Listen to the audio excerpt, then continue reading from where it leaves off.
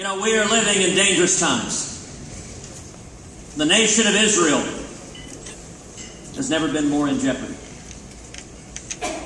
And I'd like to speak with you briefly about strengthening the relationship between America and Israel yesterday, today, and tomorrow.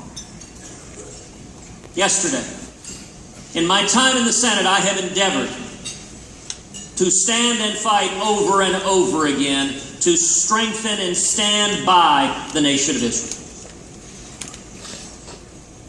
When Israel was facing rocket attacks from Hamas, and the administration banned civilian air flights into the nation of Israel,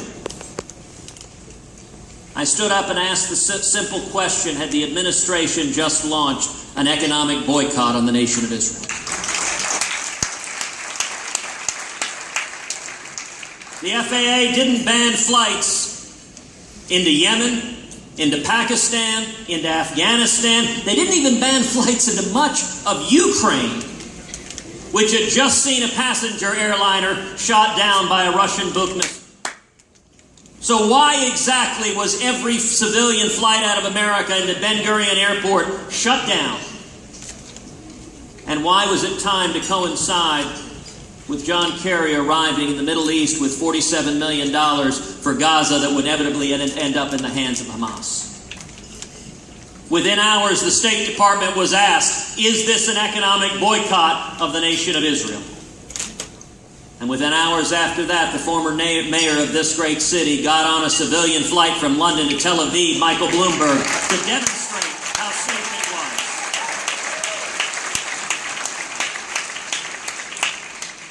And the light and heat and attention became too much, and within 36 hours, the administration lifted the ban on flights into the nation of Israel. When Iran named as their ambassador to the United Nations Hamid Abu-Dhabi, a known terrorist who participated in holding the Americans hostage in the 1970s, I was proud to introduce legislation in the United States Senate to ban Abu-Dhabi and other known terrorists from coming to the United States.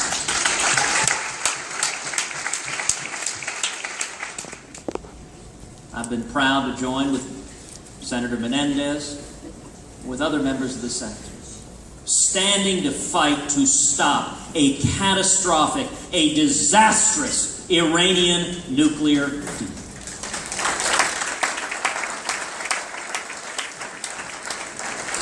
Today, the lead negotiator for the United States of the Iranian nuclear deal, Wendy Sherman, announced her resignation.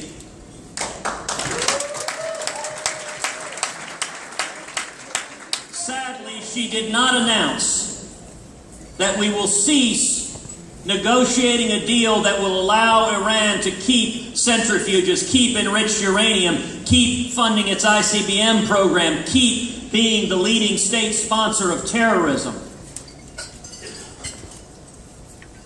The next 19 months are going to be perilous. But I commit to you to do everything in my power to speak out and stop any deal that would allow Iran to acquire nuclear weapons.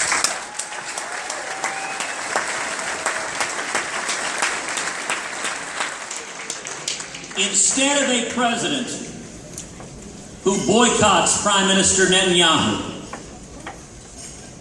imagine America standing unapologetically with the nation of Israel.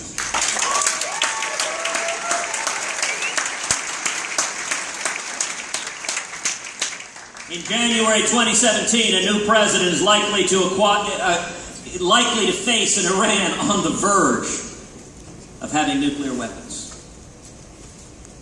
In my view, in January 2017, that next president should, number one, immediately reimpose sanctions on the nation of Iran.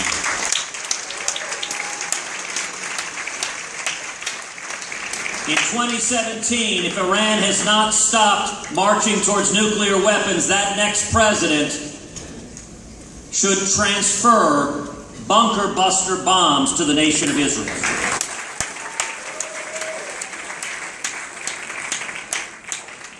And if Iran will not stop, if Iran is on the verge of acquiring nuclear weapons, that president in 2017 should stand up to the world and explain very simply, either Iran will stop or the United States of America will stop you.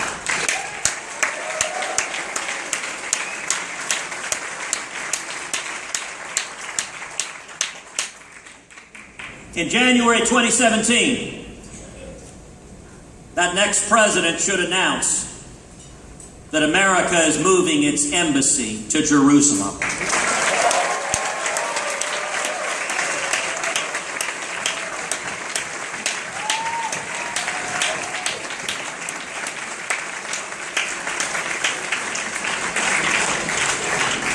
For decades, political candidates, Republicans and Democrats, have talked about doing so.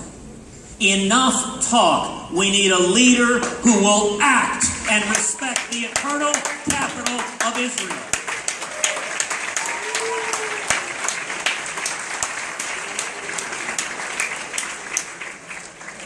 In 2017, we need a president who will stand and say the United States will no longer fund the Palestinian Authority as long as it engages in incitement and as long as it is in a unity government with Hamas, a terrorist organization.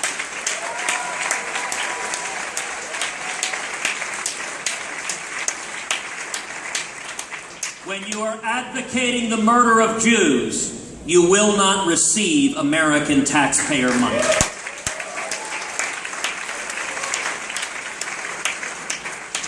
In 2017, we need a president who will stand up and say if the United Nations acts against Israel, then America will exercise its veto on the Security Council.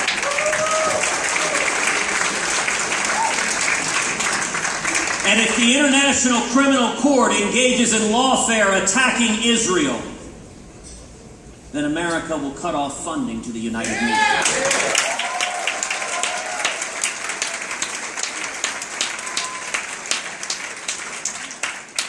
In 2017, we need a president who will stand up directly and confront the BDS movement.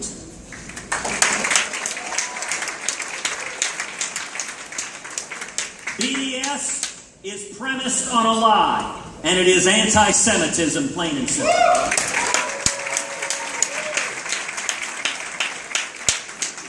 And we need a president of the United States who will stand up and say that if a university in this country boycotts the nation of Israel, then that university will forfeit federal taxpayer dollars.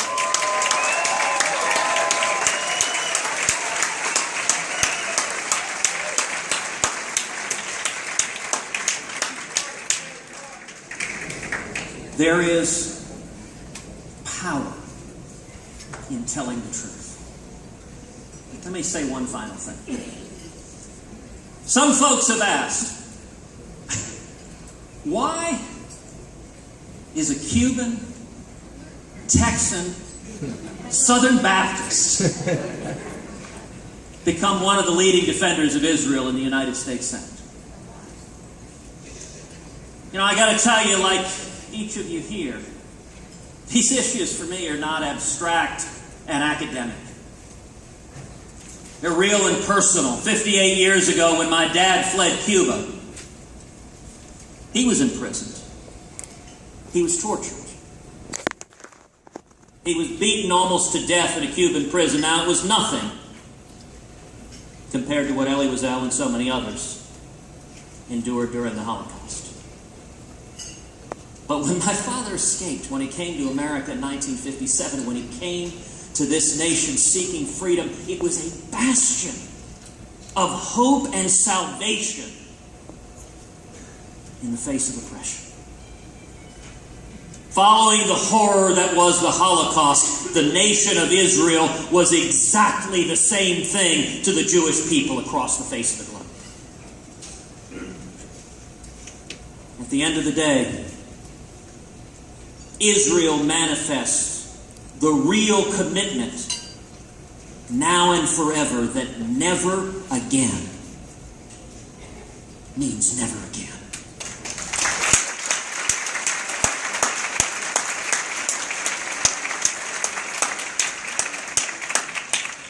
Shmuley was right. This is a room of Maccabees. This is a room of fighters who have arisen to the occasion to speak the truth and recognize the existential threat of a nation of Iran that pledges to annihilate Israel. A nation like that can never, ever, ever be allowed to acquire nuclear weapons, which could be used once again, the only force on earth that could be used once again to murder millions of Jews. I am honored, I am humbled to stand shoulder to shoulder with each of you, Maccabees, truth tellers, fighters who are standing for truth. I'm honored to be with you. God bless Israel, and God bless the United States of America.